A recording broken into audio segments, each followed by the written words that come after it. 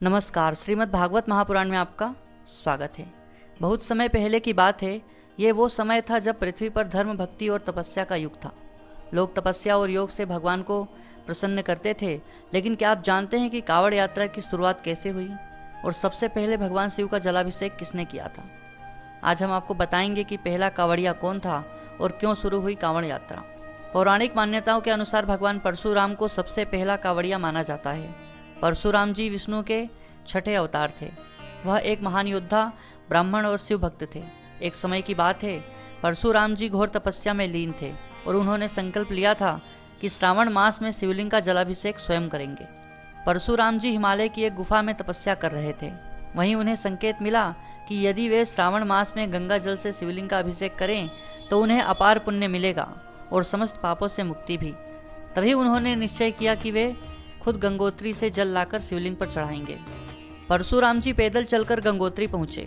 वहां उन्होंने गंगा जल को एक दो हिस्सों वाले बांस के कांवड़ में भरकर अपने कंधों पर उठाया और निकल पड़े केदारनाथ की ओर भगवान शिव के दर्शन और जलाभिषेक के लिए। पूरा रास्ता पहाड़ी, जंगलों और कठिनाइयों से भरा हुआ था, लेकिन उनकी भक्ति अडिग थी।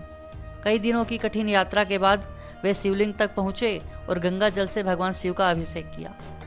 यही कांवड़ यात्रा की पहली घटना मानी जाती है। जब परशुराम जी ने शिवलिंग पर गंगा जल चढ़ाया तो साक्षात भगवान शिव प्रकट हुए। वे परशुराम की भक्ति से अत्यंत प्रसन्न हुए और बोले, हे परशुराम, तुम्हारी श्रद्धा और तपस्या अद्वितीय है। आज से जो भी भक्त इसी तरह गंगा जल लेकर मेरी पूजा करेगा, मैं उस पर विशेष कृपा करूंगा।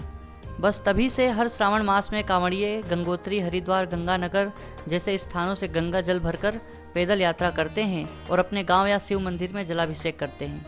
कांवड़ यानी वह डंडी जिसमें दोनों ओर बर्तन बंधे होते हैं, वह परशुराम की प्रेरणा से चलन में आया।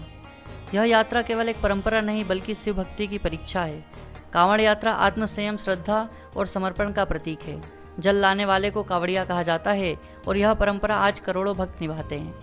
कुछ ग्रंथों में यह भी उल्लेख है कि रावण ने भी कांवड़ यात्रा की थी। उसने कैलाश पर्वत से शिवलिंग उठाकर लंका ले जाने का प्रयास किया था।